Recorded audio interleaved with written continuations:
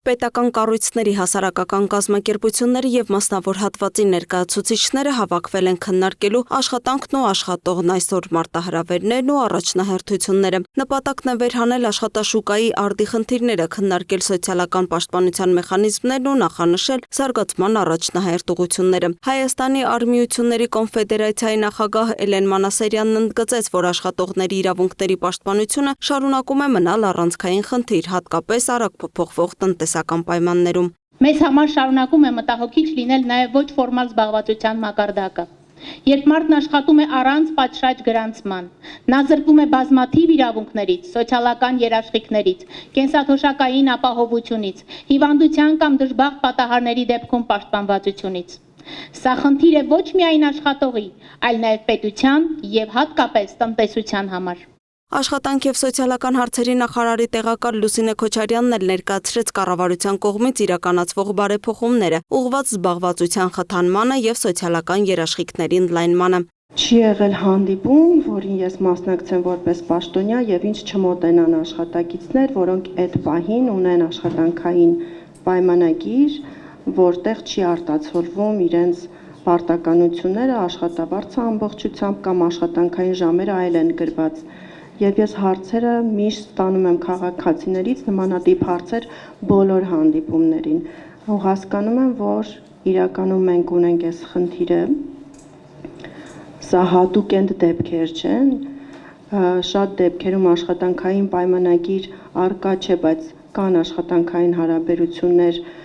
ծառայության պայմանագրի շրջանակներում կամ աշխատանքային պայմանագիրը որոշակի ժամկետով է, բայց պիտի լիներ անորոշ ժամկետով։ Աշխատանք եւ սոցիալական հարցերի մշտական հանձնաժողովի նախագահ Հերիկ Նաստիգրանյանն էլ խոսեց օրենսդրական փոփոխությունների անհրաժեշտության մասին, շեշտելով, որ աշխատաշուկայի կարգավորումները պետք է համապատասխանեն ժամանակակից պահանջներին։ Շատ կարևոր է նաեւ այն փոփոխությունները, որոնք վերաբերում են հակախտրականությանը, արժանապատիվ աշխատանքային միջավայր ստեղծելուն, որովհետև մեր օրենսդրությունում դրանք լրջագույն բացթողումներ էին, որոնք չկային, եւ մենք պրակտիկայում գիտենք, որ գործատուները չունենալով անգամ ներքին կարգապահական կանոններ կամ կոլեկտիվ պայմանագրեր, շատ ավելի որպես աշխատատեղ ապահովող մարդիկ գործատուները երբեմն աշխատողների վրա դնում են պարտականություններ, որոնք չէին բխում ուղիղ իրենց աշխատանքային պայմանագրերից, այսինքն աշխատողը կարող էր ունենալ աշխատանքային պայմանագիր մի հաստիքի համար, բայց կատարել օրինակ տարբեր պարտականություններ եւ չունենալ պաշտպանության միջոց, որովհետեւ օրինակ կազմակերպությունում չկան արմիություններ կամ արմիությունները չունեն բավականաչափ իրավական լծակներ։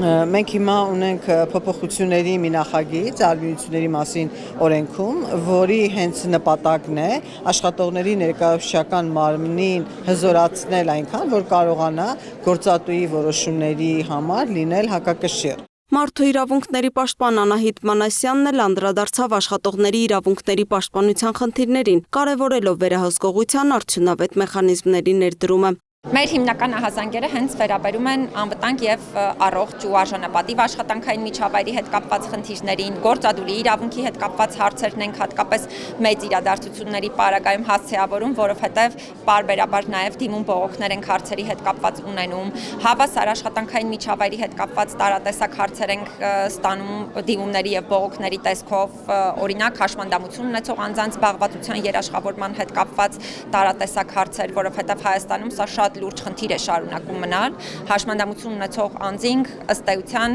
չասեմ, որ ընդհանրապես դուրս են մնացել աշխատանքային միջավայրից, բայց գրեթե չկան հնարավորություններ նրանց զբաղվածությունը երաշխավորելու, նրանց համար միջավայրը նաև ներառական ու մատչելի չէ, շատ կարևոր է կանանց զբաղվածության ուղղությամբ շատ ավելի համակարգային եւ թիրախային քայլերի իրականացումը, որովհետեւ դարձյալ չնայած շատ մեծ են եղել փոփոխությունները այս ոլորտում, բայց դեռևս շարունակում են մեծ նաև խնդիրները ոլորտային հարցերի հետ կապված եւ մենք պարբերաբար նաև դիմում բողոքներ ենք ստանում օրինակ